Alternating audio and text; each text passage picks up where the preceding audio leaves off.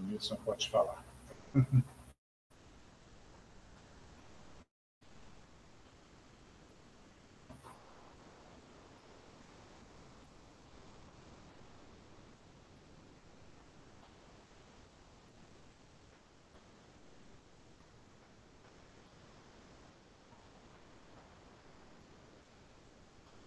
Mas eu já faço.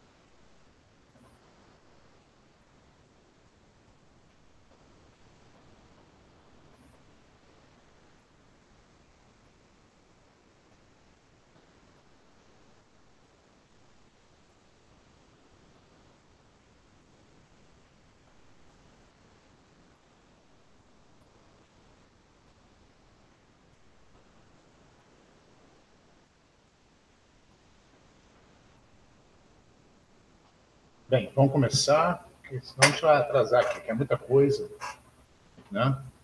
Então, hoje vamos ver aqui regime militar, transição democrática, né? Eu estou pensando em dar aula no sábado de manhã, que eu só vou viajar à tarde.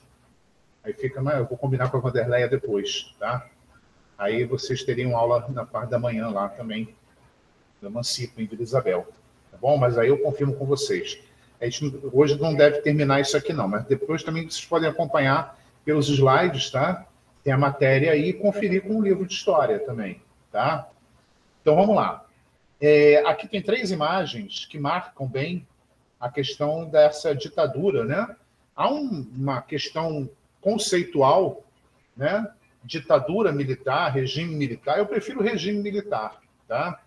Ditadura, como sistema de governo autoritário, não seria assim, correto falar só ditadura militar, né?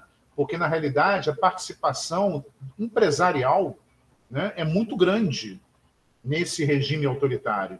Né? Então, convém chamar então, ditadura empresarial militar. Tá bom? Os militares... A Jamile entrou. Boa noite, Jamile. Boa noite. Hoje temos a companhia aqui de dois colegas do Emancipa, outro vestibular que eu dou uma ajuda lá, dou uma aula também lá, tá? Tá bom.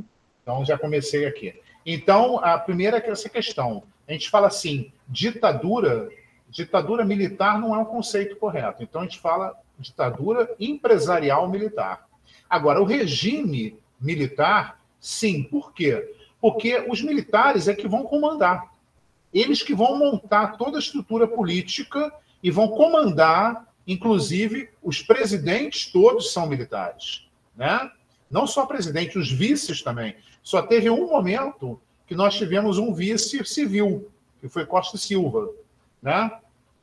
Depois não tivemos mais vice civil. O Figueiredo, no final, vai ter também vice civil, mas já é a abertura política. Né? Então, os outros presidentes, né, Castelo Branco não teve vice, os outros presidentes, né, Médici, Geisel, não tiveram vice civil, vices eram militares. Tá bom? Então, isso é importante a gente colocar aqui. Então, o regime é militar, porque são os militares que comandam esse regime. Porém, o Estado autoritário, a ditadura, ela não é só militar. Os empresários ganharam muito com isso. Inclusive, deram, assim, diríamos assim, a orientação econômica. Né? A área econômica sempre esteve na mão do grande empresariado brasileiro. Banqueiros, agronegócio, o grande empresariado sempre esteve com a área econômica desse regime nas mãos. A área política, não. Os militares comandavam, cerceavam, tomavam conta, censuravam, prendiam e arrebentavam. Tá? Então, essa é a primeira questão. A segunda questão aqui são as imagens. Na primeira imagem, à esquerda, é uma charge, né, muito bem feita, dos 5 presidentes. A charge, ela procura sempre destacar alguns aspectos, não só físicos, mas também, assim, psicológicos. Né? Então, aqui, o Castelo Branco aparece enfiado na cadeira. Né? Ele não tinha pescoço. Né? O pessoal diz que ele tinha a cabeça enfiada no tronco. Né? Ele não tinha pescoço. Então, ele aparece enfiado na cadeira. Ele está sentado, assim, todo, né, amassado na cadeira, mas preso à cadeira. É ele que inaugura esse regime militar. Tá? É o primeiro presidente. Já vamos falar sobre ele aqui. O segundo é o Costa e Silva, né, que está aqui do lado dele, com um óculos preto imenso, né, vestido civil, né, com roupas civis, né, todos eles estão, né, é só o Castelo Branco que aparece com um verde oliva aqui militar, o Costa e Silva com um óculos escuro bem grande e um sorriso meio maroto, né, ou seja, ele era assim metido meio esperto, bonachão, né, o cara que gostava de festa, né, mas ao mesmo tempo é ele que vai comandar o AI-5, nós vamos falar sobre isso também, tá? Aqui em cima, seguindo, né, direção horária, nós temos o Médici. Né? O Médici ele está caracterizado aqui como um tiranossauro. Tá? É o período mais duro da repressão, né, nesse regime militar, que é justamente esse período do governo Médici, né, de 69 até 74. É o período mais duro, muito embora no Geisel tenha persistido ainda, pelo menos durante os primeiros 2 anos, ainda teve muita repressão. Né? Mas o Médici é o período mais duro da repressão. Né? Então, nós temos aqui o Médici caracterizado. Inclusive, aqui embaixo, vê as pernas do Médici são patas, não são pernas. Né? Não estão calçados. Né? O Geisel aparece atrás, muito quadrado, muito reto, né? Sério, um óculos escuro enfiado na cabeça. Ou seja, a cara do Geisel. O Geisel é aquele cara que não sorria, era um cara sempre sério, sempre taciturno, né? E sempre assim muito, né, fechado, muito rígido nos seus movimentos, nas suas posturas, né? E por último aqui o Figueiredo. O Figueiredo está caracterizado como um personagem que era muito comum na revista Cruzeiro, né? Chamado Amigo da Onça. Era de um cartunista chamado Péricles. E ele criou esse personagem nos anos 50. O Amigo da Onça era o cara que vivia aprontando para os amigos dele, né? Então ele fazia muita coisa, deixava os amigos na maior problemática lá e estava sempre se dando bem, né? Então ele está caracterizado aqui como Amigo da Onça, esse personagem do Péricles, dos anos 50, 60, 70 também, né? Ele persistiu, enquanto a revista Cruzeiro existiu, né? Até o iniciozinho dos anos 80. Então, esse Amigo da Onça era um personagem, uma charge também. Ele está caracterizado. Ou seja, o Figueiredo, as pernas arqueadas, né? Porque ele tinha as pernas arqueadas, é uma característica física dele. O Figueiredo é o Amigo da Onça, é o cara que vai passar a perna nos amigos dele, né? Bem, ao centro, nós temos uma pintura, é um quadro. Esse quadro foi feito, essa pintura foi feita com cartaz da campanha pela anistia, né? O Comitê Brasileiro pela Anistia, que foi criado em 77, né? E esse comitê puxou manifestações de rua, mobilizou gente, né? No período que estava começando a abrir o regime militar, né? Então, essa pintura foi feita para um cartaz de divulgação do Comitê Brasileiro para a Anistia. E ele sugere aqui a morte do Herzog, que completou 50 anos agora. Teve muitas comemorações até. Vladimir Herzog, jornalista paulista, né? Ele foi intimado a comparecer ao DOI-CODE, né? Que era o central de operação do Exército, funcionava no 2º Exército de São Paulo. Ele foi lá por conta própria, né? Sem ser preso, e acabou sendo preso, torturado e morto na prisão. Então, essa pintura sugere a morte do Herzog, né? Tem uma série de referências aqui nela. O casaco vermelho, né? Uma referência à ideologia do Herzog, que ele foi na juventude ligado ao Partido Comunista, nessa época não era mais, mas ele foi, por isso que ele foi intimado e foi torturado por isso, né? Aqui nós temos Uma Noite Estrelada, é uma referência à música, O Bêbado Equilibrista, do João Bosco Aldir Blanc, né? Caía à tarde feito um viaduto, aí depois fala da equilibrista que fica, né, à noite. Aí é uma referência clara, essa noite tem uma luazinha lá, né? Uma lua crescente, o céu estrelado, mas as grades, né? Nós temos o corpo desse homem torturado, ele está disposto como aquela estátua do Michelangelo, que está lá no Vaticano, né? Pietà, que é a Virgem Maria com Cristo no colo, né? Então ele está disposto como Cristo está naquela imagem, né? É o sacrifício, é o martírio, né? Aí todos os instrumentos de tortura estão colocados aqui. A cadeira do dragão, que era uma cadeira, tipo uma cadeira elétrica, né? Que fervia a pessoa, né? Eletrodos, né? Tudo está colocado aqui. Agora, é interessante essas sandálias aqui na frente. Também uma referência cristã. As sandálias do pescador, que o Papa usa, né? As sandálias do pescador. Então, essas sandálias são referências a Cristo, porque os apóstolos eram, né? Os primeiros apóstolos, eles eram pescadores, né? Então, essa sandália do pescador é uma referência também a Cristo, ao martírio, ao sofrimento, né?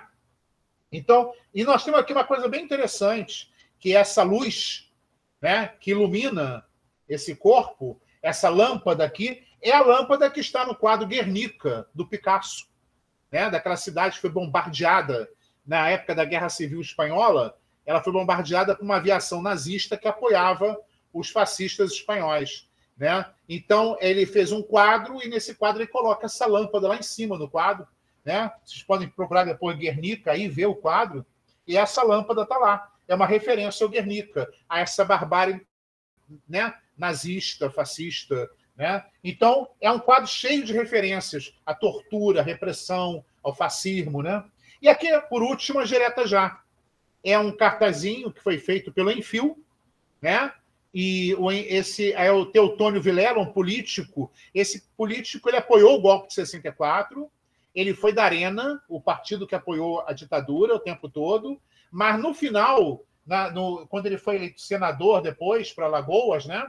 Ele, no mandato dele, a partir de 78, ele sai da arena, ele vai para o MDB, que é o partido de oposição. Ele rompe, porque ele começa a fazer uma cruzada, né, uma defesa pela anistia política, pela libertação dos presos políticos, e vai apoiar a campanha das diretas já. Só que ele falece, ele estava com câncer, por isso que aqui ele aparece careca, está só com um chapeuzinho coco na cabeça, que ele passou a usar, a bengala, que ele estava enfraquecido, né? Então ele estava com câncer e ele veio a falecer no início da campanha das diretas já. A Weinfeld fez esse... Né, ele pegou a Graúna, que era um personagem dele, que é um passarinho negro, né, magrinho, mas sempre muito crítica. Ele sempre parecia muito crítica, a Graúna, né? Então ele bota a Graúna e bota o Teotônio Vilela como a Graúna, levantando a bengala, assim, bem forte, né? E gritando direta já. É isso já no final, nos estertores da ditadura, né? Então, vamos começar aqui. Né? O movimento que acabou derrubando o João Goulart, né? Que nós vimos aqui, já vimos nas aulas anteriores, né? Aqui nós temos o comício de 13 de março da Central do Brasil, né? Foi uma sexta-feira. Na semana seguinte, em São Paulo, se não me engano, na terça-feira seguinte, em São Paulo, a Marcha da Família com Deus pela Liberdade, né? Bancada pelo governo de São Paulo, bancada também com o apoio do governo de Minas Gerais e também pelos órgãos que apoiavam o golpe, né? Que era o IPES, Instituto de Pesquisas Econômico-Sociais, sediado no Rio de Janeiro, e o IBAD, Instituto Brasileiro de Ação Democrática, né? Sediado em São Paulo. Eles recebiam financiamento, inclusive, da CIA, né? Elegeram até deputados, né? Tudo com apoio da CIA. Então, eles recebiam, faziam filmetes, tinham jornais, estavam sempre atacando o governo, né? Então, isso aí foi uma coisa que ficou provado depois, quando abriram os arquivos norte-americanos, né? Ficou provado isso, essa participação da CIA, né? nessa mobilização, nesse golpe, né? Nessa preparação do golpe contra o João Goulart. E aqui embaixo a manchete do Jornal do Brasil, né? Que sai no dia 1º de abril, tá? No dia 2 de abril, depois do Congresso ter empossado Ranieri Mazzilli como presidente, né? E sai essa manchete aqui. Goulart resiste no Sul, que o Goulart ainda estava no Sul. Ele vai decidir ir para o Uruguai, sair do Brasil depois do almoço, né? Até lá ele ficou analisando como é que estava a situação. E o Congresso imposta Ranieri. 2 dias depois, o Congresso é invadido, né? Por militares, comandantes militares e muitas lideranças civis, inclusive o governador de Minas Gerais, Magalhães Pinto, né, banqueiro. Eles invadem o Congresso e impõem o ato institucional número 1. E o Ranieri Mazzilli não toma posse coisa nenhuma, porque esse ato coloca o Castelo Branco, o comandante das forças militares, como presidente da República. Né? Bem, aqui temos o governo Castelo Branco. O governo Castelo Branco é a questão do ato institucional número 1, né? E que ele vai impor. Esse ato, ele vem colocar, ele utiliza o termo de revolução, né? Claro que vão dizer que é um golpe, eles vão utilizar o termo revolução. Isso aparece em vários documentos, até meados dos anos 70 aparece, depois, porque além de ser um conceito errado, ele tinha um significado de muita transformação, que nunca aconteceu, né? Então, o ato institucional número 1, ele imposta Castelo Branco, ele coloca o Congresso em recesso, coloca o Supremo Tribunal também em recesso, né? Ele cancela as eleições de 65, né? E para presidente da República, que aconteceriam, né? Isso vai desgostar alguns aliados recentes, ou não tão aliados assim, o caso de Juscelino Kubitschek, por exemplo, que ele apoiou a vacância do cargo do João Goulart, né? O João Goulart estava fora do Brasil, ele apoiou a votação do Congresso na madrugada do dia 2 de abril, né? Mas depois ele esperava ter eleições em 65, que ele seria candidato. E não teve, como as eleições não foram canceladas, ele começou a criticar o golpe de 64. E depois foi cassado. Mesmo depois foi cassado. Em junho de 64 ele foi cassado. E foi submetido a um inquérito policial militar vexaminoso, né, como ex-presidente da República. Bem, esse ato institucional traz também uma lista de milhares de nomes de políticos, pessoas da sociedade civil, né, E até instituições como a União Nacional de Estudantes, alguns sindicatos, são fechados, são proibidos. E muitos políticos caçados, perderam seus direitos. É lógico que a lista é encabeçada pelo João Goulart, né? Então, depois vem o Brizola, Luiz Carlos Prestes, Darcy Ribeiro, vem uma penca de gente, né? Então, ele coloca essa questão das eleições e ele inaugura uma nova fase, que é esse regime autoritário, né? Que vai começar com Castelo Branco como presidente, né? Bem, nós temos aí os inquéritos policiais militares abertos dentro dos órgãos do governo. A Rádio Nacional foi um órgão muito vasculhado, né? Muita gente foi demitida, os cantores de rádio, foram a orquestra, o pessoal, gente que era comunicador, né? Inclusive teve um comunicador da Rádio Nacional, na época, muito conhecido até, ele denunciou os colegas, acusou de serem comunistas, né? Então ganhou um certo prestígio, ele pensava que fosse ser colocado como o diretor da Rádio Nacional e não foi, passaram a perna nele, né? Então teve isso aí, né? Então, as cassações políticas, prisão, tortura e assassinato de opositores entre abril, que foi o golpe mesmo, né? E setembro, isso foi muito comum, principalmente no Nordeste, onde atuavam as ligas camponesas. Muita gente assassinada, muita gente presa e torturada, né? Até que começou a sociedade a reagir a isso, né? E o próprio Papa, na época, o Paulo VI, exigiu do governo que parasse com as torturas e com essas prisões, né? E o governo fez uma investigaçãozinha vagabunda, marota, e disse que não acontece nada disso, foi só um caso ou outro, já parou, era mentira. Até setembro, muita gente foi presa, torturada barbaramente, principalmente no Nordeste. Mas aqui no Sudeste também. A Uni foi depredada, estudantes que estavam lá defendendo o prédio da Uni foram espancados, foram presos, né? Então você tem toda uma relação assim, que você nesse período, que é bem barra pesada. Depois de setembro, a coisa esfria um pouquinho, né? E aí a sociedade começa a reagir ao golpe, né? É uma coisa interessante. Porque é importante dizer que a sociedade, quando houve o golpe, João Goulart não era um presidente impopular, pelo contrário. A última pesquisa feita em março mesmo, né? No início de março, antes do comício da Central, pelo Ibope, essa pesquisa não foi divulgada, ela ficou segura, foi divulgada décadas depois. Ela colocava que o João Goulart tinha apoio de quase 65% da população brasileira. Isso era muito, um presidente que não tinha apoio no Congresso, né? Então, isso aí é importante a gente pensar. Havia muito apoio ao João Goulart. Houve até uma tentativa de resistência, puxada por militares, inclusive. 3.500 militares vão ser presos, processados e vão ser afastados das Forças Armadas, no Exército, na Marinha e na Aeronáutica.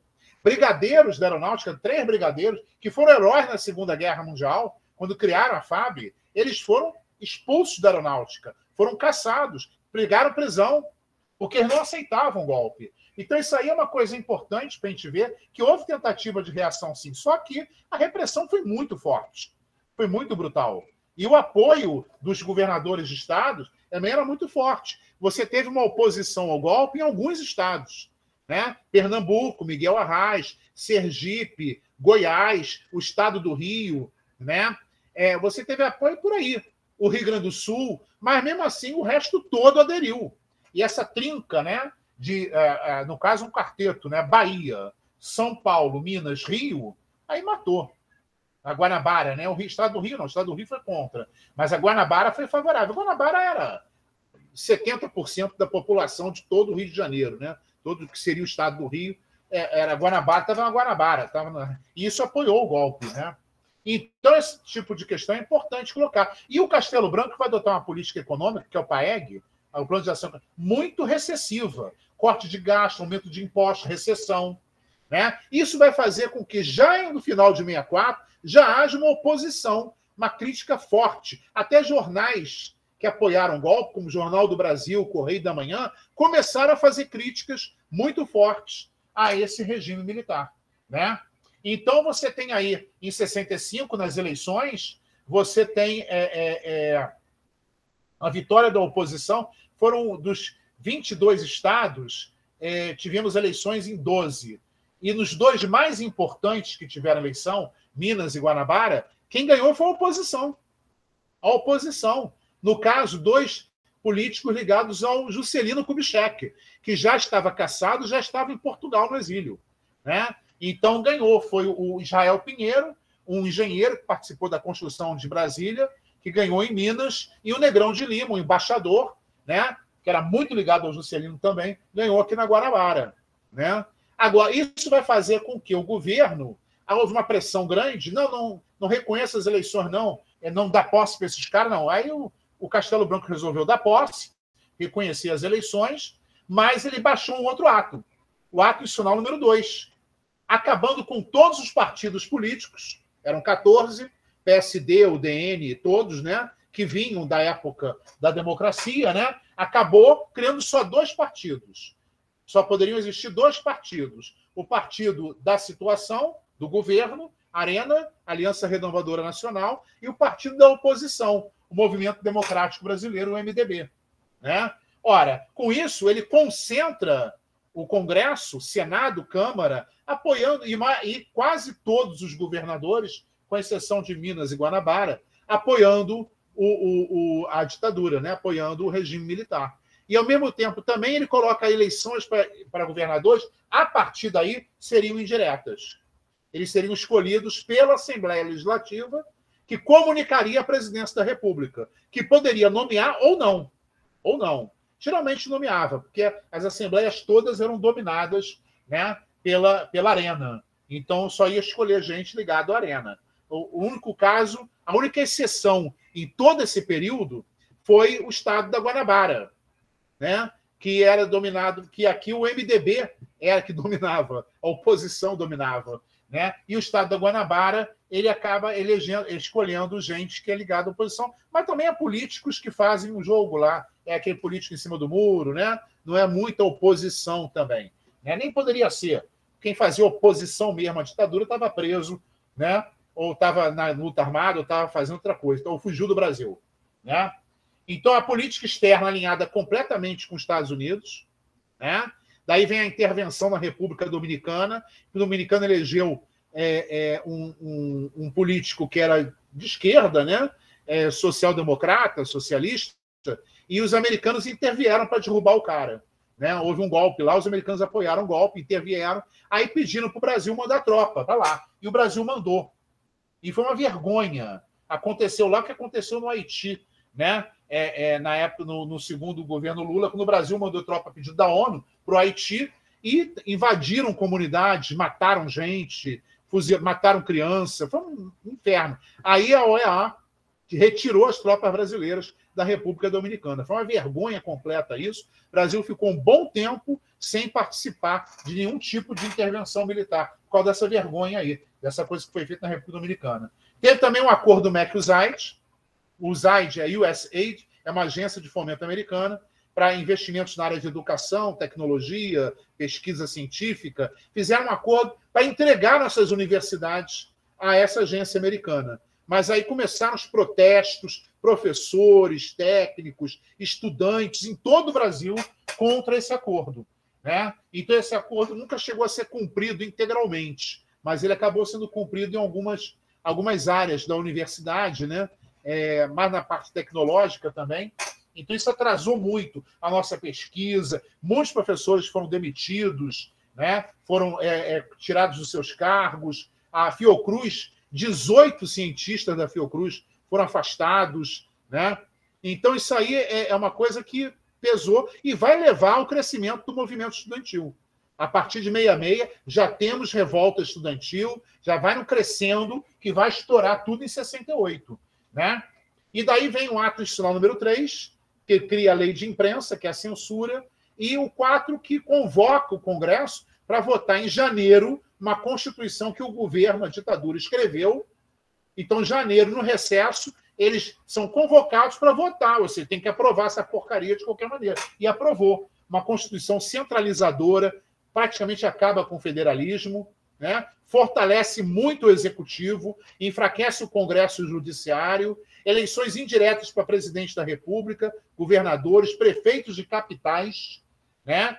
e a Lei de Segurança Nacional, que é uma lei extremamente forte, né? Quem cometia crime contra a segurança nacional pegava prisão pesada e não tinha nem direito à defesa. Era uma coisa assim, bem... Era julgado por tribunais militares, né? Então, temos aqui o Castelo Branco encobrindo aqui o Congresso, aqui uma charge referente à lei de imprensa, né? E vem aqui o Costa e Silva, o Plano Nacional. O Costa e Silva, ele é marechal também, né? Até o Médici foi o primeiro general, depois extinguiram essa posição do marechal, né? Que voltou agora recentemente com o Bolsonaro, mas vai ser extinta logo também. Né? Que isso aí é um absurdo completo. Marechal é em tempos de guerra, né? Que o cara tem essa designação. Né? No caso, Costa e Silva e o Castelo Branco participaram da Segunda Guerra Mundial como jovens oficiais. Né? Então, chegaram a marechal. Né? Agora, o Médici e o Geisel já não tinham participado. Né? Então, o governo Costa e Silva, né? O Plano Nacional de Desenvolvimento e Milagre Econômico. Porque o Costa e Silva ele foi escolhido para ser presidente contra a vontade do Castelo Branco. O Castelo Branco queria o Orlando Geisel, que vem a ser irmão do Ernesto, né? Que era o chefe de gabinete. O Orlando Geisel era o ministro do exército dele. Ele queria o Orlando Geisel. E o Orlando Geisel foi preterido. Então colocaram o Costa e Silva, que era de uma outra linha. E o Costa e Silva ele rompe com a política econômica do Castelo Branco, até porque ninguém aguentava mais a recessão, né? Desemprego em massa, falência de empresas, crescimento pífio, né? E ele vai lançar o Plano Nacional de Desenvolvimento, o PND, e o Milagre Econômico, vai gerar um milagre econômico. Ora, chamado milagre econômico, isso é uma brincadeira, né? Porque, na realidade, o Brasil, entre 68, né, quando começa mesmo o efeito desse PND, né, e 74, o Brasil mais do que duplicou o PIB, foi 150%. Nos 5 anos do Juscelino, foi 100%, dobrou o PIB. Aí, nesse período aí, em 7 anos mais ou menos, nós tivemos aí 150%. Né? Cresceu muito. Agora, qual foi a política? A política, primeiro, tinha uma certa semelhança com a política do JK, de 56 e 60. Ele abria para as empresas estrangeiras, mas abriu demais, mais do que o JK, né? Que vinham se instalar no Brasil, ocupando esse setor dos bens de consumo duráveis. Né? Então, automóveis, eletrodomésticos, eletrônicos, etc. e tal. Ele também investia pesado na infraestrutura, e daí a criação, né, de estatais na área também. Aí vem grandes obras, Transamazônica, Ponte Rio-Niterói, a Itaipu, a maior hidrelétrica do mundo na época. Né? Nós tínhamos também a criação da Embraer, para produção de aviões. Né? Nós temos, então, várias empresas surgem ocupando esse espaço, estatais, né? Essa produção da infra no Brasil, a Infraero para dirigir os aeroportos, né? Também tem uma estatal também para os portos. Né? Então, tudo isso é o regime militar criando e investindo nessa área. E o capital nacional fica com os bens de consumo não duráveis, bens de consumo popular, etc. e tal, e vai correr por aí. Ora, o que acontece é que o milagre econômico ele foi muito alicerçado em duas coisas. Primeiro, nessa facilidade que o capital estrangeiro tinha para vir para cá e sair do Brasil. O Juscelino liberou, mas segurava alguma coisa. Na época dessa época aí, foi liberado tudo, praticamente. Então, era um bom negócio investir aqui e sair fora. Né? Então, esse é um ponto. Segundo ponto, que esse momento, nós temos o chamado milagre japonês e, por contrapartida, também uma certa uma expansão econômica japonesa, né? Industrialização, claro, também, para a Coreia do Sul, para Taiwan. Né? Então, você tem aí esse chamado milagre japonês, ele vai gerar muito capital, porque os americanos estão envolvidos na guerra do Vietnã e estão investindo pesado no Sudeste Asiático, né? Até para conter o comunismo chinês, também, além do Vietnã. Né? Então, esse período, houve uma grande soma de capital e o interesse em investir no Brasil, Porque nós temos mão de obra muito barata, nós temos matéria-prima abundante, nós temos uma infraestrutura que está sendo investida, desenvolvida, né? Então, e barata, e subsídios. Então, é criado, por exemplo, aquela área em torno de Manaus, né? A Zona Franca de Manaus, que as empresas se colocavam lá e não pagavam imposto. Recebiam tudo, luz, gás, água, instalações, recebiam tudo e não pagavam imposto. Pagavam só algumas taxas de uso, muito pouco. Era tudo subsidiado. Aí criou ali uma área de produção de eletroeletrônicos e imensa, imensa. Né? Então você tem essa questão aí, que esses dois pontos são importantes. Agora, o terceiro ponto também, que não pode descuidar. O governo não investe nada na área social. Né? Então você não tem, nesse período, desde 64, o salário mínimo está congelado. Está congelado. Vai passar esse período todo sem reajuste. Né? Agora, como nós estamos crescendo e não tem investimento, né? Não tem saneamento básico, não tem investimento na educação, não tem investimento na saúde, os hospitais estão caindo aos pedaços. Né?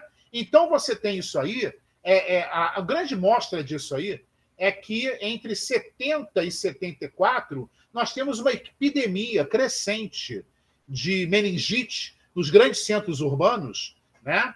E que vai matando crescentemente. Quando chegou no pico em 73, 15 mil pessoas morreram, né? Nesse eixo Rio-São Paulo-Belo Horizonte, nas grandes capitais com seus entornos, né? E não era divulgado. A imprensa era censurada. Tá? Mas o escândalo vazou, porque médicos começaram a denunciar. Aí o Geisel, quando assumiu em 74, instituiu a vacinação. Né? Para vocês verem como é que é essa política. Lembra muito o que aconteceu agora, recentemente, com essa pandemia, né, da Covid. É a mesma postura. Deixa morrer, não faz nada não. Censura. Né? Primeiro movimento que esse governo teve aí, quando teve a Covid, né, foi o quê? Foi censurar, foi limitar a divulgação dos dados. Então, entre março e agosto, morreu muita gente e foi colocado lá com outros problemas respiratórios, e não falavam que era Covid. Então, isso aí é uma coisa que via nessa época também. Então, nós temos aí uma repressão muito forte. Os sindicatos não podem fazer greve, não podem se organizar, estão sob intervenção. Então, você tem, na realidade, um milagre econômico, como diria os críticos na época, é o trabalhador brasileiro sobreviver com o salário mínimo. Agora, por outro lado, como gera muito emprego, o que acontecia? A família toda ia trabalhar. Aí teve um crescimento da mão de obra feminina, né, na indústria, nas fábricas, e teve um crescimento no setor de serviços também, claro, e teve um crescimento da mão de obra juvenil, né, a partir de 12 anos de idade, de 12 a 16 anos de idade. O pessoal, toda a família ia trabalhar. Ora, se toda a família vai trabalhar, quem vai ficar em casa e tomar conta das crianças? Né? Quem vai cuidar da casa? Os velhos, os aposentados? São poucos. Né? Então, tem mais um problema. O jovem não concluía nem o ensino fundamental. Né? Com 14 anos de idade, ele está em que série? Estava na época o equivalente hoje ao 8º ano, 7º ano. Ele saía, abandonava. Então, o índice de saída né, dos que abandonam o estudo é muito grande, é muito crescente. Isso vai até o início dos anos 80. Tá? Então, isso aí, essa questão é responsável por várias coisas. Não há uma política habitacional. Não há uma política habitacional. Os conjuntos habitacionais que foram construídos no início dos anos 70, né, eles foram construídos em cima de créditos que vinham até antes do golpe. Até antes do golpe. Né, de cooperativas formadas antes do golpe. Aí foram sendo construídos a partir de 66, 67, entregues em 71, 72, 73. Né? Então, isso aí é uma coisa que não há política habitacional. As favelas vão crescendo cada vez mais. Né? Sem nenhum tipo de saneamento básico, atendimento, nada. Então, isso aí é importante para a gente entender que esse milagre econômico, na realidade, ele é um milagre de crescimento econômico, mas é um crescimento de cima, e não um crescimento da sociedade. Não é o aumento do PIB. Cresceu o PIB brasileiro. Mas a concentração econômica é brutal. É brutal. Tá? Isso vai gerar o país que a gente vive hoje. O país que a gente vive hoje. Né? Então, ao mesmo tempo, nós temos a oposição se reorganizando. O Carlos Lacerda, que apoiou o golpe, mas ficou frustrado quando não teve eleições em 65, ele procura o Juscelino Kubitschek, no exílio em Portugal, e o João Goulart, no Uruguai, no exílio no Uruguai, e propõe uma aliança, e eles topam. É a Frente Ampla. Né? Já nas eleições de 66 para o Congresso, eles elegem alguns deputados federais, gente de peso, que vai combater, até senadores foram eleitos, apoiando eles, pelo MDB, claro, né? Então, gente de peso que vai combater o regime, né? Essa Frente Ampla assustou o regime militar. Tanto que ela teve um crescimento, teve um período exíguo. Ela foi logo caçada, colocada na ilegalidade, né? Então, nós temos também o início de uma luta armada, né? O atentado no aeroporto de Guararapes, a guerrilha de Caparaó, né? São grupos pequenos se formando ainda. Grupos maiores vão se formar a partir de 68, principalmente depois do AI-5, né? Que não dá mais possibilidade nenhuma de protesto pacífico, né?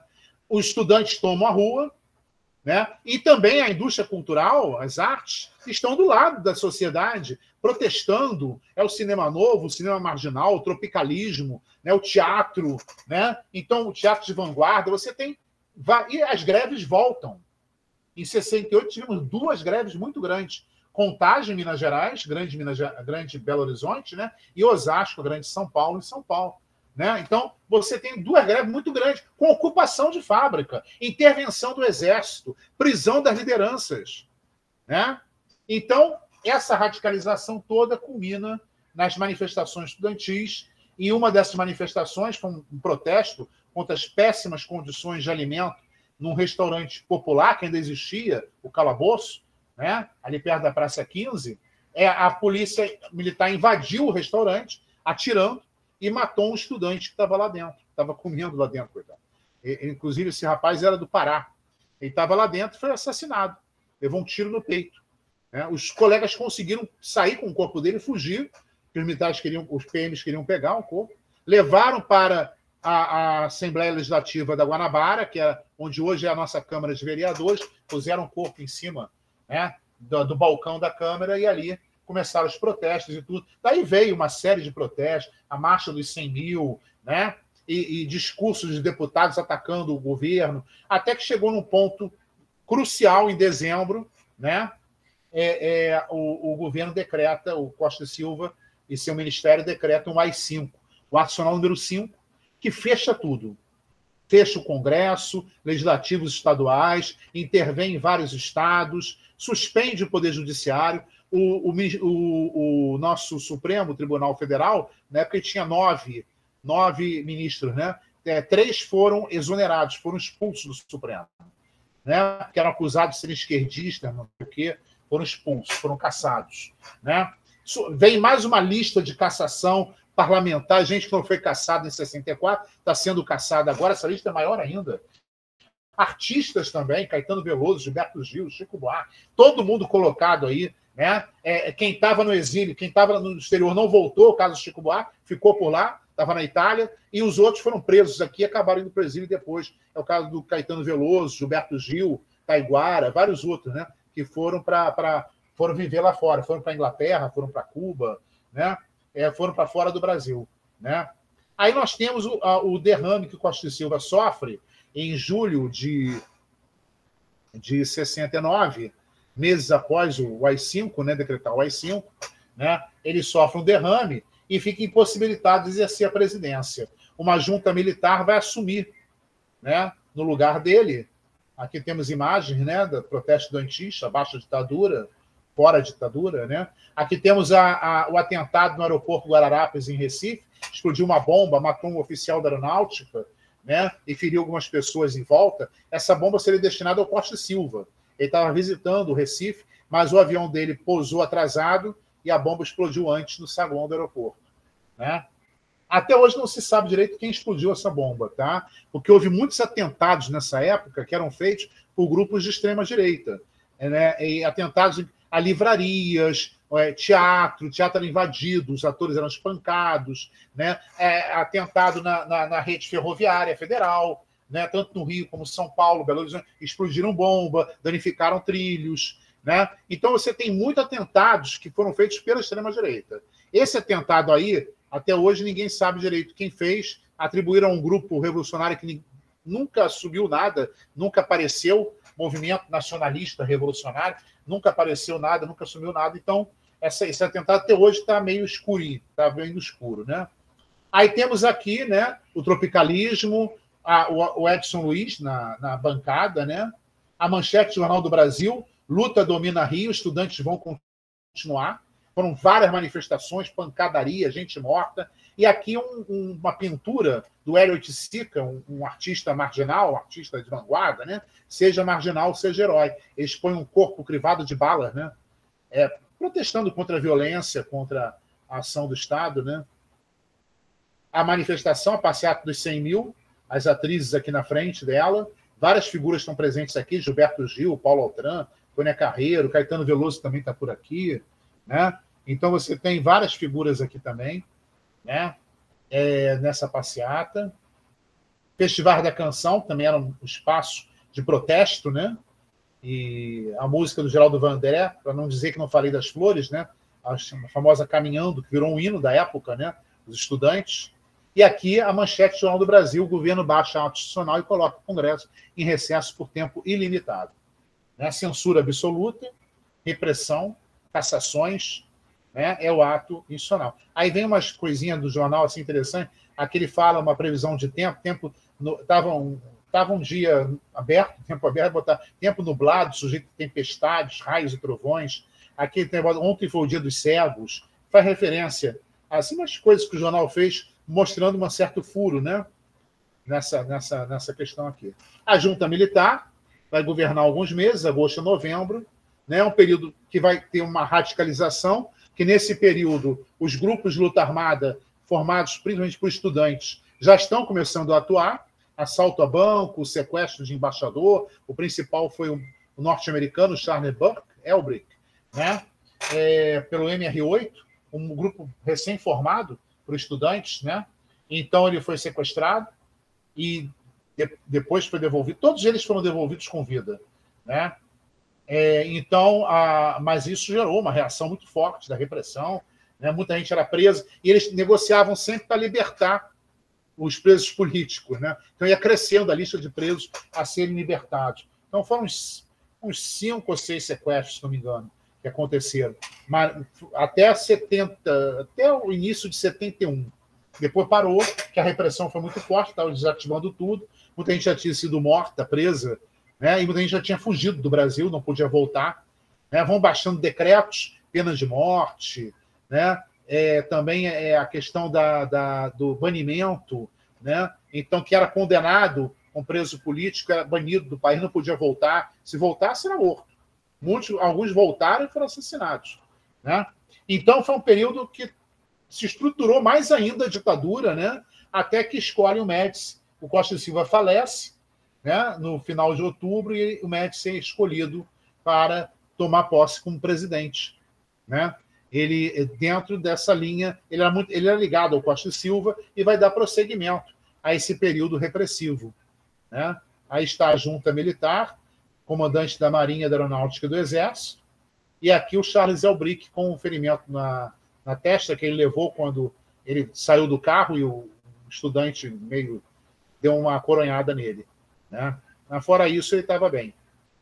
Aqui o pessoal que foi trocado pelo Charles Elbrick, e aqui as leis, né? Saiu o banimento, também a pena de morte, foi aprovada nessa época, por ato institucional, tudo por ato institucional, nada era lei. O Congresso está fechado, né? Vem o governo Médici, que é o governo do milagre brasileiro mesmo, que eles fazem uma propaganda intensiva, né? Milagre brasileiro, milagre econômico, ninguém segura esse país, né? Ame ou deixe-o, né? E a principal guerrilha que é enfrentada, uma guerrilha rural, que é a guerrilha do Araguaia, comandada pelo PCdoB, né? Entre 72 e 75 houve uma guerra ali praticamente, e todos os militantes do PCdoB que foram para lá foram mortos, e os corpos foram desaparecidos, né? 64 militantes fora os camponeses que participaram da luta, que foram mortos, né? E gente do Exército, até hoje você não tem o número certo de quantos militares morreram ali, né? Mas os militantes do PCdoB que foram mortos, os corpos foram desaparecidos, né? Então você tem um grande crescimento econômico, né? É criado o BNH, na realidade virou um cabide de emprego, e o Mobral, que virou outro cabide de emprego. O BNH para financiar a construção da casa própria, financiar a casa própria, mas era uma dificuldade monstruosa isso aí. E o Mobral, Movimento Brasileiro pela Alfabetização, né? Que era para fazer, alfabetizar, né, os adultos que não sabiam ler e escrever, mas pouco fez, gerou muito emprego para a cabo eleitoral, né? Da Arena, claro, então, mas pouco fez por esse movimento aí. Tá? Aí temos aqui os cartazes, né? Marighella, inclusive ontem faleceu a viúva do Marighella, que está 100 anos, a Clara Schaff, ela faleceu ontem, né? E hoje seria o aniversário da morte dele. Ele morreu em São Paulo, metralhado, em 69, né? no dia 3 de outubro, 3 de novembro. Né? Então, aqui temos os cartazes terroristas procurados, como eles eram chamados, né? O pessoal da luta armada. Aqui tem a Reguilha do Araguaia e um cartaz com todos os militantes do PCdoB que foram desaparecidos. Cartaz feito pelo PCdoB, mas dentro da campanha da anistia, né? Isso aqui é o Zé Genuíno, que depois vem a ser eleito, vai para o PT e vai ser eleito deputado pelo PT, foi até ministro. E o governo Médici, nessa questão da propaganda, crescimento econômico, né? E aí temos, olha só, Brasil ame ou deixe, ninguém mais segura esse país, Transamazônica, Estrada da Coragem, né? Então você tem isso aí, ninguém segura esse país, é muito bom. Então você tem essa propaganda toda, aqui tem Charges no Pasquim, que era um periódico, né? um semanário, que era crítico à ditadura, né? Tinha vários jornais assim, vira e mexe eram fechados, os editores eram presos, né? Então o Pasquim, o Geraldo, que participava da edição do Pasquim, né? Essas duas charges são dele. Ame-o ou deixe-o. Então o trabalhador beija, ame-o, mas leva um chute assim mesmo, né? E embaixo a mãe chega com para servir a comida no jantar, as crianças, o pai na mesa esperando. Aí quando ela abre é a Taça Jules Rimet que o Brasil ganhou, tricampeão de futebol, mostrando que realmente a miséria aumentou muito, né? A miséria, a fome aumentou muito. Ao mesmo tempo também, inclusive a Transamazônica é muito responsável por isso, né? O aumento do genocídio indígena e extermínio de quilombolas, né? Pessoas que viviam em comunidades que eram devastadas, colocados para fora, assassinados. Isso foi muito comum nessa época, né? Milhares de indígenas foram assassinados, né? E centenas de quilombolas foram assassinados. Né? Então você tem essa questão também, o pessoal fala, morreu pouca gente. Não morreu pouca gente, não.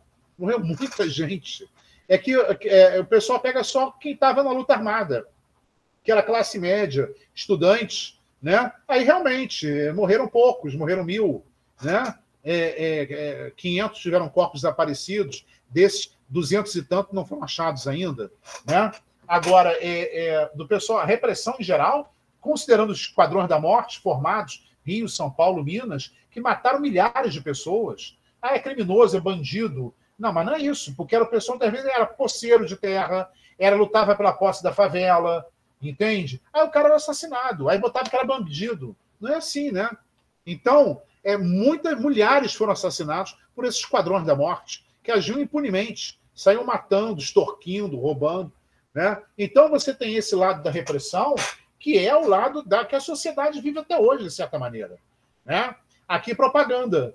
Os automóveis, os eletrodomésticos, né? Que é o grande boom. A classe média consegue salários melhores e ela vai consumir tudo. É um momento de grande consumo. Entre 69 e 74, era muito a TV a cores, né? O rádio, a frequência modulada, FM, que é inaugurado, né? Então é estéreo, né? Então você tem tudo isso, os carros tudo bem equipados, né? Então você tem esse crescimento dessa... E depois o Geisel é escolhido. Por que o Geisel foi escolhido? O Geisel era diretor da Petrobras, era presidente da Petrobras durante esse período do Médici, né? E em 73, em outubro, teve a guerra do Yom Kippur, né, que envolveu a Síria, o Egito invadiram Israel, tá? Israel reagiu, mas teve uma dificuldade grande e só conseguiu ganhar essa guerra porque teve um apoio, claro, logístico, né? E até de técnicos militares e armas nos Estados Unidos, da União Europeia e até do Japão também.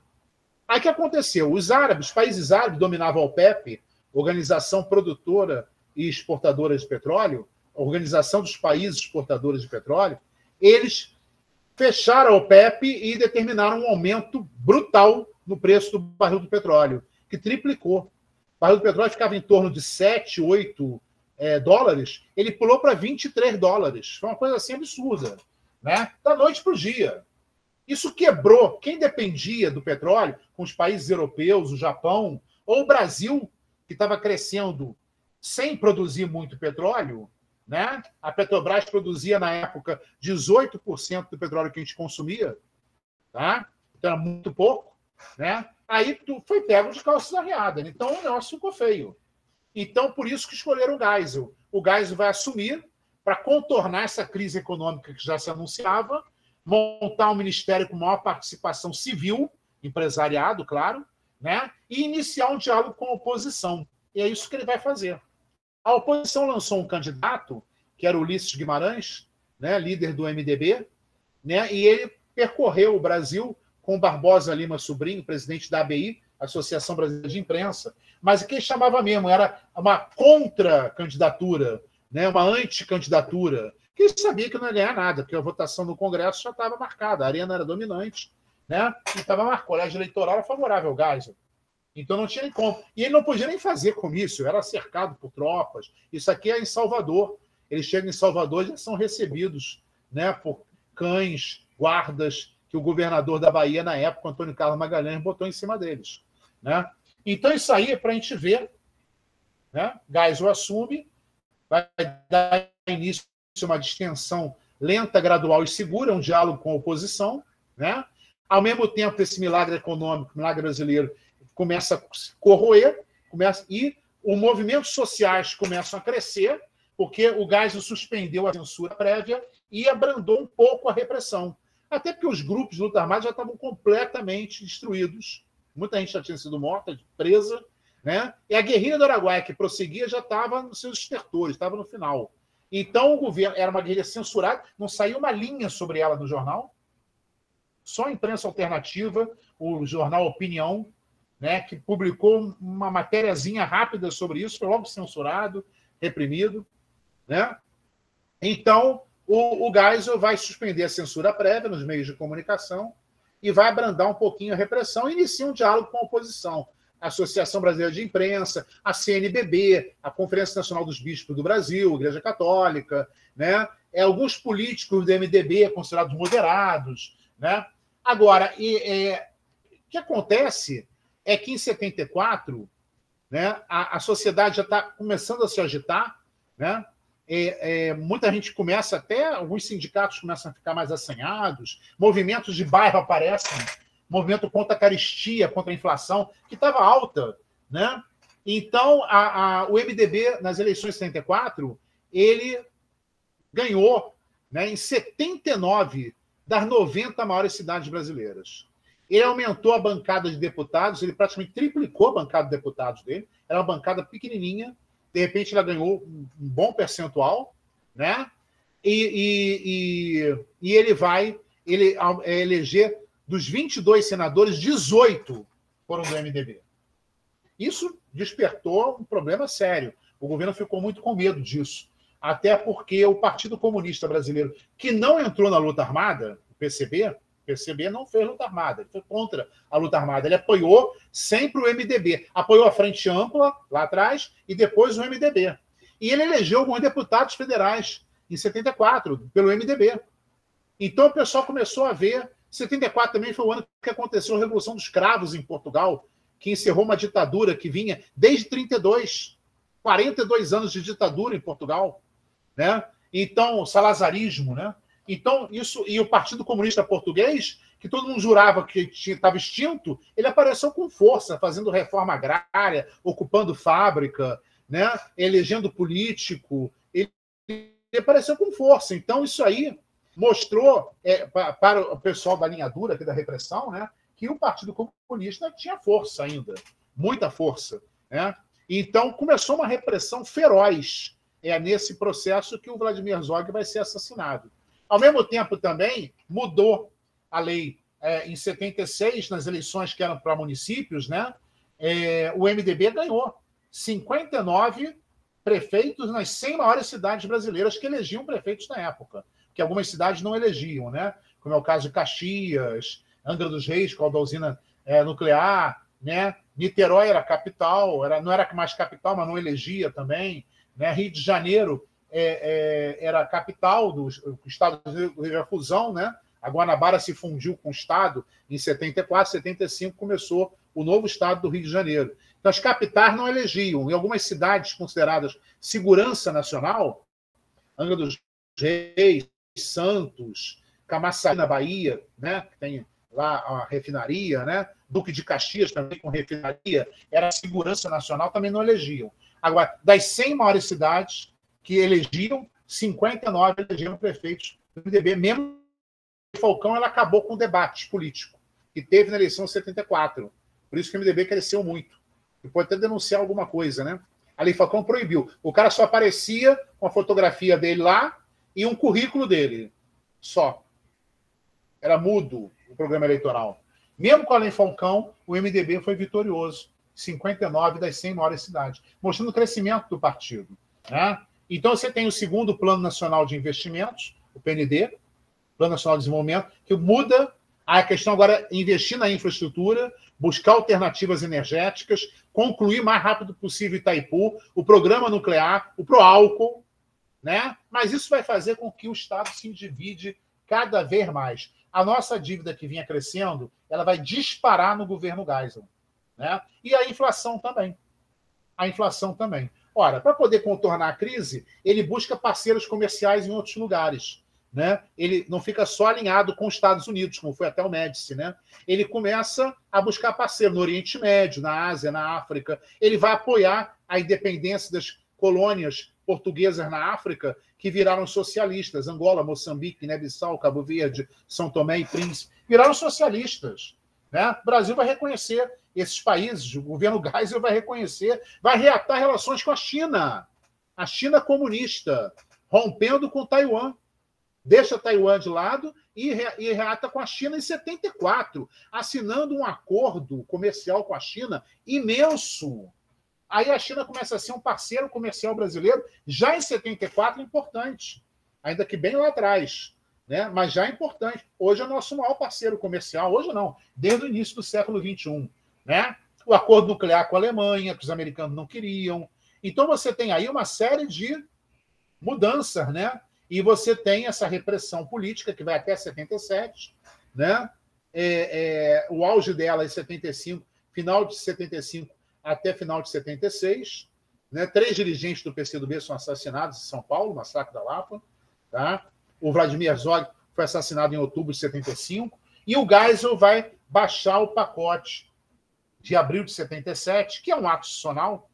Ele reforma um pouco a Constituição, ele muda um pouco o nosso judiciário, né? Ele vai criar uma série de penduricalhos para o judiciário, aí, de vantagens, privilégios, e vai alterar o quadro eleitoral. Ele vai dar mais poder para os estados com pouca população e vai tirar o poder dos estados que têm maior população, que votava mais na oposição. Rio, São Paulo, Minas, Bahia perderam peso político, né? Em consideração, outros estados ganharam muito peso político. Né? Então, você tem isso aí, vai criar a figura do senador biônico, para 78, seria indicado pela Arena.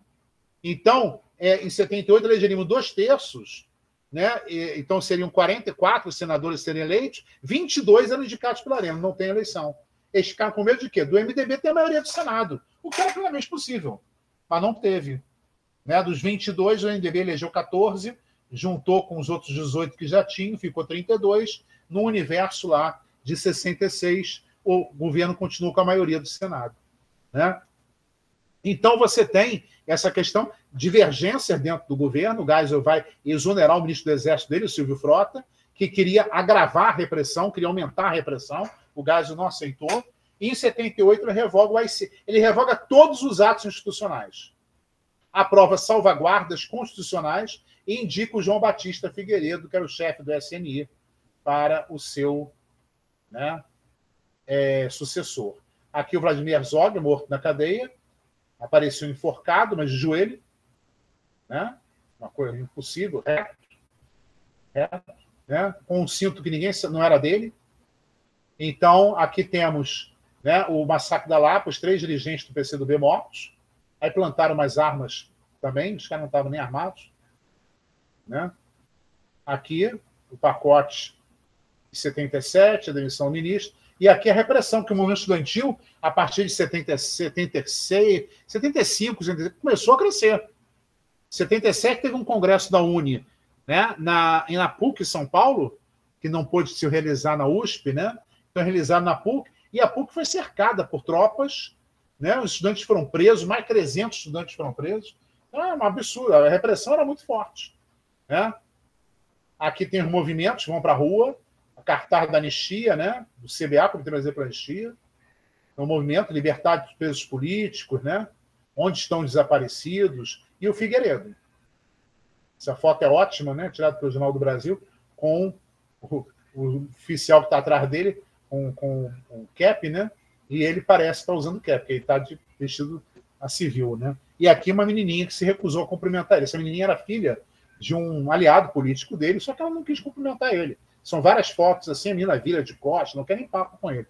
Então essa foto entrou mostrando esse lado, né? Essa rejeição. Bem, o Figueiredo é o governo da abertura política, né? Porque o Geisel não deu outra saída para ele.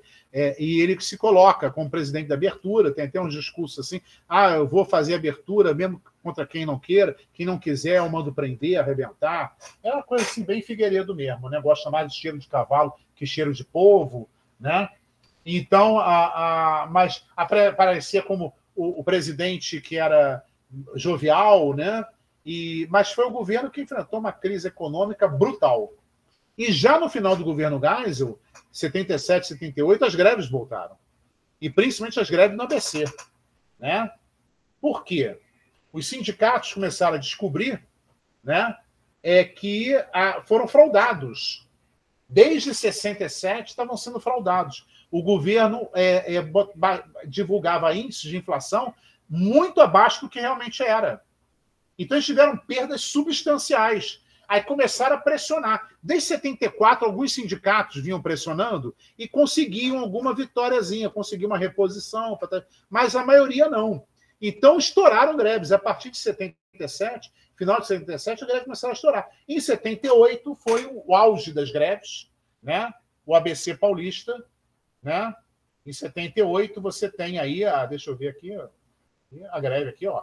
Essa foto do Lula, né? No centro do estádio de Vila Euclides, né, de São Bernardo, ele no centro de um palanque montado, em discussão, cercado por trabalhadores em greve. Todas as metalúrgicas da Grande São Paulo ali, São Bernardo, Santo André, São Caetano, todo mundo parou e fez greve. Osasco, né, fizeram greve. Né? Aqui, um filme, greve, né, um documentário sobre a greve. Aqui, uma manifestação no centro de São Paulo. Amanhã vai ser outro dia. Né? Aí temos. Então, o Figueiredo já pegou tudo isso. Greve, movimento estudantil se reorganizando. Né? Então, 79 foi um ano de muita pressão. Ele encaminha 2 projetos para o Congresso. Um é a anistia. A anistia que o Figueiredo deu, né, que o governo foi aprovada pelo Congresso, não foi uma anistia completa. Né? Hoje a gente ouve muita mentira sobre a anistia. O pessoal que assaltou banco, matou, foi mentira, isso é mentira. Né? Essa anistia foi incompleta. Por um lado, para o pessoal da luta armada, dos grupos de esquerda, extrema esquerda, né, a anistia não foi completa. Aqueles envolvidos com crime de sangue não foram anistiados. Ou seja, quem feriu, quem matou, não foi anistiado. Havia poucos assim. A maioria foi morta. Foi torturada e morta. Os que havia ainda, ou estavam presos, né, e eram pouquíssimos aqui presos nessa situação, cumpriram pena mais alguns anos, depois saíram, né? Ou estavam no exílio, né? E não voltaram para o Brasil. Teve um que só foi voltar para o Brasil no século XXI, teve gente que não voltou mais, ficou lá e morreu lá. Né? Então, você tem isso também. Então, mas, por outro lado, ela também tem um artigo que ela vai livrar a cara dos torturadores, policiais, militares, que prenderam, torturaram, mataram. Então, tem um artigo só para eles. Aqueles que se excederam. Aqueles que, né, não há... Olha, esse pessoal roubou, saqueou casa, extorquiu família, sequestrava empresário para tirar dinheiro das famílias, entende? Montaram uma indústria de sequestro, se envolveram com o tráfico de drogas, né?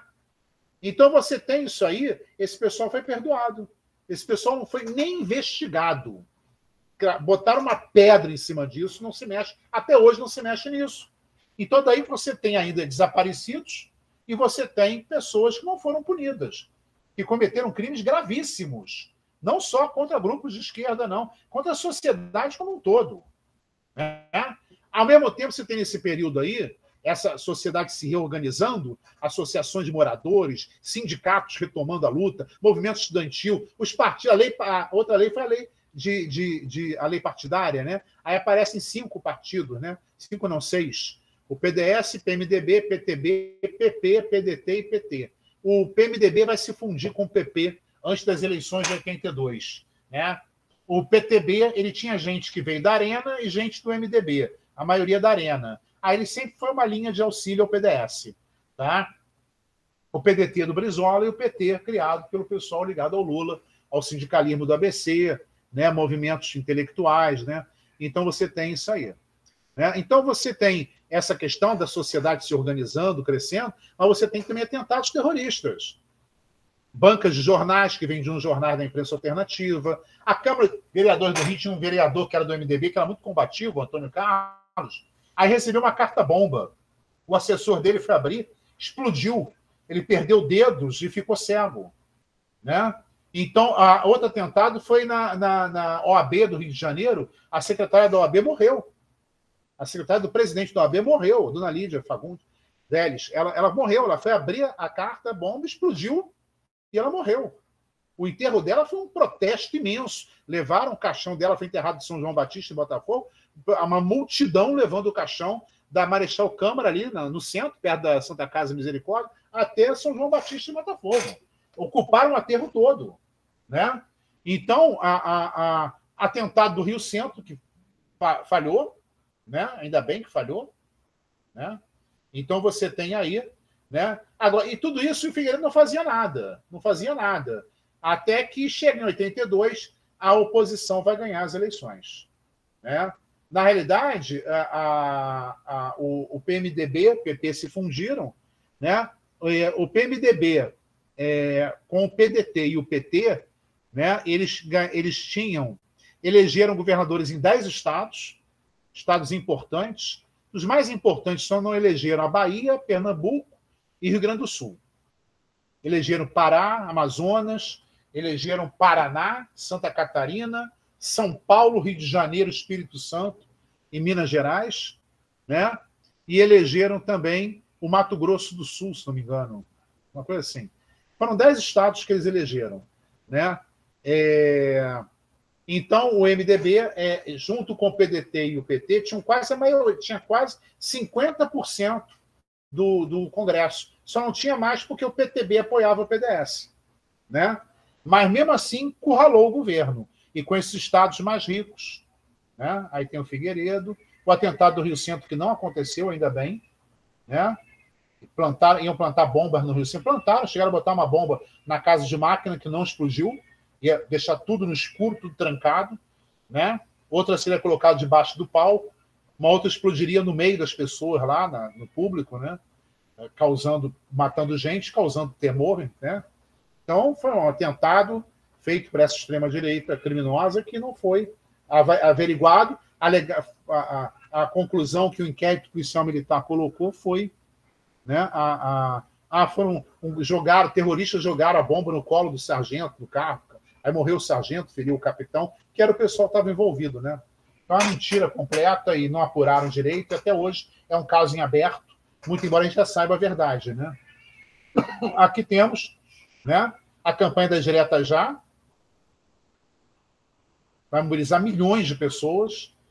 Aqui temos o comício na Praça da Sé, né? Um dos primeiros comícios na Praça da Sé, não o primeiro não, mas é o terceiro ou quarto. Os comícios foram feitos na Praça da Sé, até que tivemos o comício, né, da Candelária, foi 1 milhão de pessoas, né? Na Candelária, você tem uma multidão que vai da Candelária até a Central do Brasil, né? Ocupando a Presidente Vargas toda, e as ruas laterais também, né? Mas não passou no Congresso. O Congresso rejeitou, ele tinha que ter 18 votos a mais do que teve, 298, né? E você tem o pessoal da abstenção que foi embora, né? 113 fugiram para não votar, os 18 estavam aí nesse meio. Aí não passou, mas passou a votação no colégio eleitoral e a oposição se articulou em cima do Tancredo Neves, um político moderado do MDB, né? E ele acaba ganhando a eleição do Maluf, que era o candidato do governo, da arena do regime militar. Então, o Tancredo tomaria posse, né, em 15 de março de 85, mas antes ele ficou doente. Quem tomou posse foi o Sarney, no dia 15 de março de 85. Né, era o vice dele. Sarney era um cara que era da arena, né, mas passou para a oposição, criaram a Frente Liberal, né, ele e vários políticos da arena, apoiando o MDB, apoiando o Tancredo, que recebeu apoio também do PDT do Brizola. Ele não recebeu do PT, o PT não votou no Tancredo, né? Mas recebeu apoio do PDT do Brizola também. Então eles se uniram nisso aí e elegeram o Tancredo com 75% dos votos do colégio eleitoral. Tá? Então o Sarney, a transição, né? Plano Cruzado, plano econômico, a eleição de 89, segundo turno Lula e o Collor. Aqui o mapa do Brasil, quem votou no Collor, quem votou no Lula, né, onde o Collor ganhou e o Lula ganhou. Lula ganhou no Rio Grande do Sul, Santa Catarina, Rio de Janeiro. Olha só, Santa Catarina, né? Brasília, Bahia, Pernambuco, Rio Grande do Norte. Né? Vamos ver se muda um pouco, né? Tirando o Nordeste, todo o Nordeste deu vitória ao Lula, mas o Pará, Amapá, né? Tocantins também deu vitória ao Lula atualmente, né? Então, todo o Nordeste, mas o Pará, e Minas Gerais deu vitória ao Lula, Espírito Santo também. Né? Os outros estados, o Lula perdeu por pouco. Então, temos aí o governo Collor de Mello. Bem, aí já estamos na parte da... Já estamos tarde também, vamos parar por aqui, tá bom? Até que avançamos bem, né? Aí depois a gente vê aí. Tudo bem? Então, boa sorte para vocês aí no domingo que vem, tá? Na prova do Enem, nas questões humanas. Já sabem que é leitura da questão, tá? Sem grande problema, tá bom? Só para você prestar atenção na leitura. Muitas vezes o enunciado da questão já traz uma respostazinha para você, já te indica mais ou menos a resposta.